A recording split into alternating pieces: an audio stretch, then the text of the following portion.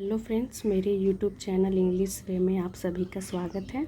आज मैं फिर से एक नई स्टोरी के साथ आई हूँ। तो चलिए बिना टाइम वेस्ट किए स्टोरी को शुरू करते हैं। तो फर्स्ट ऑफ ऑल इसका टाइटल देखते हैं। तो इसका टाइटल है the jackal and the noisy drum.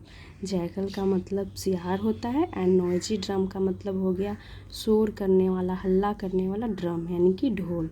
तो क्या है एक जैकल और नॉइजी ड्रम की स्टोरी, चलिए जानते हैं इस स्टोरी के ज़रिए। तो देखिए यहाँ पे मैं दिखा देती हूँ पिक्चर। यहाँ पे एक सियार है जैकल और यहाँ पे ढोल है। तो चलिए शुरू करते हैं, लास्ट तक इस वीडियो को ज़रूर देखें।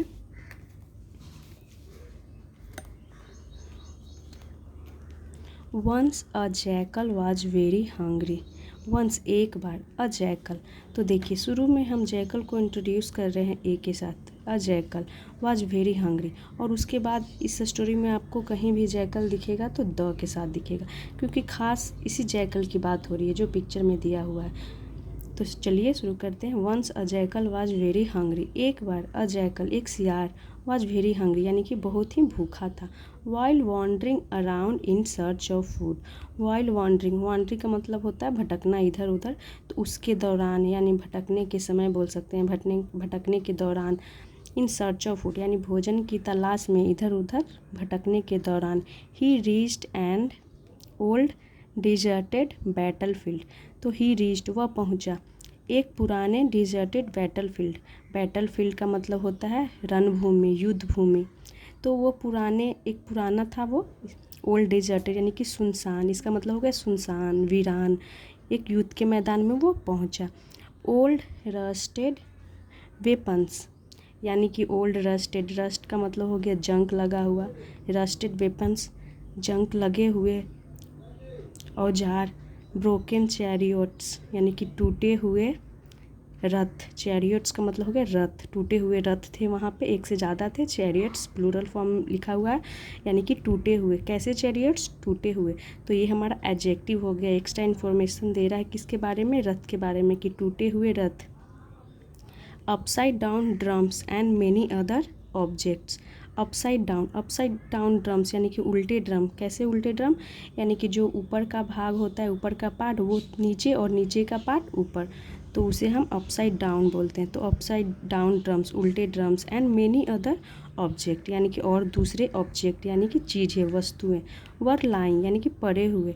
ऑल अराउंड यानी कि इधर उधर पड़े हुए। उसने क्या देखा? टूटे हुए weapons, broken chariots, upside down drums उसने देखे, और भी सारी चीज़ पड़े हुए इधर उधर उसने देखा। किसने? जैकल ने। The jackal started searching for food यानी कि जैकल क्या करने लगा? स्टार्टेड करने लगा सर्चिंग फूड यानी कि भोजन की तलाश।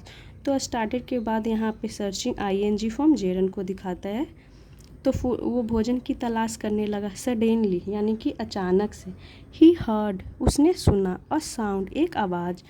ब्रुश डम डम ब्रुश, तो क्या उसने आवाज़ सुना? ब्रुश डम डम ब्रुश उसने आवाज़ सुना। The jackal jumped up in fright. अब वो देखिए जो जैकल था वो जम्प्ड यानी कि उछल पड़ा, अप इन फ्राइट यानी फ्राइट का मतलब है डर, वो डर से उछल पड़ा। ही न्यू यानी कि वह जानता था। नो की second form new. The place was lonely, जो वो जगह था वो सुनसान था। सो इसीलिए दिस स्ट्रेंज साउंड यानी कि यह अजीब आवाज़, स्ट्रेंज का मतलब हो गया अजीब, साउंड यानी कि आवाज़, मेड हिम वेरी नर्वस। जो वो अजीब सी आवाज़ थी वो उसे क्या बना रहा था? उसे मेड, देखिए यहाँ पे मेड हिम वेरी नर्वस। तो यहाँ पॉजिटिव और मेक का यूज किया जाता है, तो ये मेक की सेकंड फॉर्म मेड हो गई। तो उसे वो जो आवाज़ थी, स्ट्रेंज साउंड, अजीब सी आवाज़, वो उसे क्या बना दिया था? नर्वस यानी कि वो घबरा गया। नर्वस यानी कि घबरा गया, क्योंकि वो जानता था कि ये जगह तो सुनसान है, तो वो आवाज़ सुनकर वो क्या हो गया? घबरा गया, नर्वस हो गया। He ran and hid behind a bush. He ran, वो भागा, और हिड, हाइड की सेकेंड फॉर्म हिड हो गई। तो बिहाइंड अ बुश यानी कि झाड़ी के पीछे, एक झाड़ी के पीछे जा कर के वो छिप गया। अगेन इट केम, वापस से आया। ब्रुश डम डम ब्रुश। अगेन इट केम का मतलब हो गया कि जो आवाज़ आ रही थी ना, उसके लिए इट यूज किया गया, वो फिर से आई। ब्रुश डम डम brush. So terrible was the sound that he wanted to run away from the battlefield। यानी so terrible, इतनी डरावनी आवाज़ थी। so terrible आवाज़ यानी कि इतनी आवाज़ डरावनी थी। साउंड यानी कि आवाज़ की he wanted to run away, वह वांटेड, वांट की सेकेंड फॉर्म वांटेड हो गई। जब हम ऐसे बोलते हैं ना कि मैं जाना चाहता हूँ तो आई वांट टू गो, तो उसकी पास्ट में हो गई सेंटेंस ही वांटेड। जब हम वांटेड बोलते हैं, जब वांट की सेकेंड फॉर्म हो गई वांटेड, तो ही wanted to run away from the battlefield. Battlefield यानी कि रणभूमि, युद्ध का जो मैदान था उसे छोड़कर वो भागना चाहता था, वहाँ से वो भागना चाहता था। ही थॉट, उसने सोचा, थिंक की सेकेंड फॉर्म थॉट हो गई। There must be something evil here, there as a subject use किया गया है। मस्ट बी समथिंग यानी कि यहाँ पे ज़रूर कुछ होगा। इविल यानी कि बुराई, यहाँ पे ज़रूर कुछ बुराई होगा। हेयर यानी कि यहाँ पे, एंड और, so no one comes here, इसीलिए नो वन यानी कि कोई भी नहीं, कम्स हेयर यानी यहाँ आता है, यानी कि यहाँ पे ज़रूर कुछ बुराई है इसीलिए यहाँ पे कोई नहीं आता है। वहाँ सुनसान था तो वो वैसी आवाज़ आ रही थी तो वो डर गया कि ज़रूर यहाँ पे कुछ है, इसीलिए यहाँ पे कोई भी नहीं आता है। तो चलिए क्या था क्या नहीं, चलिए आगे जानते हैं। ज़्यादा लंबी नहीं है, बस इतना सा ही है, इसमें ही आपको पता चल जाएगा कि क्या थी स्टोरी में। He started going away, he started वह करने लगा क्या, गोइंग यानी कि जाने लगा, गोइंग अवे यहाँ यानी कि वह जाने लगा। तो स्टार्टेड के बाद देखिए यहाँ पे वर्ब में आईएनजी लगा है। तो कुछ ऐसे वर्ब आते हैं जिसके बाद हम आईएनजी फॉर्म लगाते हैं जो कि जेरन को दिखाता है, जैसे कि स्टार्टेड हो गया, लाइक हो गया, लव हो गया, हेट हो गया। इसके बाद हम बहुत सारे ऐसे वर्ड होते हैं जो आपको याद करने पड़ेंगे, उसके बाद आईएनजी फॉर्म लगता है। बट देन ही थॉट, लेकिन तभी ही थॉट उसने सोचा, I should at least see where this sound is coming from, यानी कि आई शुड एटलीस्ट सी, मुझे कम से कम देख लेना चाहिए। शुड यानी कि चाहिए, एटलीस्ट यानी कि कम से कम मुझे देख लेना चाहिए। Where this sound is coming from यानी कि वेयर कहाँ से, दिस साउंड यह आवाज़, इज कमिंग फ्रॉम यानी कि कहाँ से ये आवाज़ आ रही है, मुझे कम से कम देख लेनी चाहिए। There is no harm in seeing that terrible creature, there is no harm यानी कि कोई नुकसान नहीं है, कोई हर्ज नहीं है, इसका मतलब हुआ इन सीइंग यानी कि देखने में, दैट टेरिबल क्रिएचर उस डरावने क्रिएचर प्राणी जीव, यानी कोई हर्ज नहीं है उस प्राणी को देखने में। देन तब, I will run away as fast as I can, यानी कि उसके बाद आई विल रन अवे, उसके बाद मैं भाग जाऊंगा, as fast as I can यानी जितना तेज हो सके उतना, मैं पहले देख लेता हूँ, उसके बाद जितना जल्दी हो सके, जितना तेज मैं भाग सकता हूँ मैं भाग जाऊंगा। कौन बोलता है, जैकल ऐसा सोचता है कि पहले देख लेता हूँ, उसके बाद जितना जल्दी हो सके उतना तेज मैं भाग लूँगा।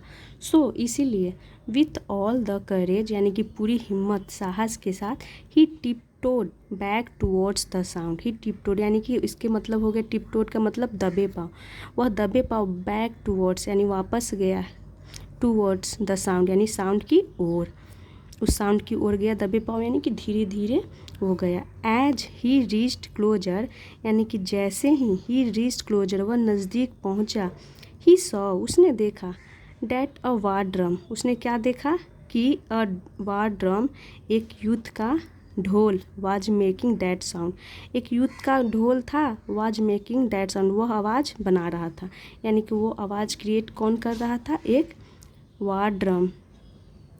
There was no evil creature यानी कि वहाँ कोई भी इविल यानी कि बुरा दुष्ट जीव नहीं था, तो यहाँ पे there as a subject use किया गया है। सम ब्रांचेज यानी कि कुछ शाखाएं, फ्रॉम अ ट्री एक पेड़ की कुछ शाखाएं, वर स्वेइंग यानी कि लहरा रही थी, यानी कि हिल रही थी। स्वे का मतलब होता है जब हवा चलती है तो पेड़ ऐसे ऐसे ऐसे हवा से जब लहराता है ना, तो वही बोल रहा है कि एक पेड़ क्या कर रही थी, लहरा रही थी, इन द विंड यानी कि हवा में, एंड स्ट्रिंकिंग द वार ड्रम, और स्ट्रिंकिंग का मतलब हो गया कि चोट करना, वो मार करना, वार ड्रम, यानी कि उस जो ड्रम था उस पर क्या कर रहा था, चोट कर रहा था। जब हवा चल रही थी ऐसे ऐसे तो जो ढोल था ड्रम उस पर वो वार कर रहा था। कौन, ब्रांचेस।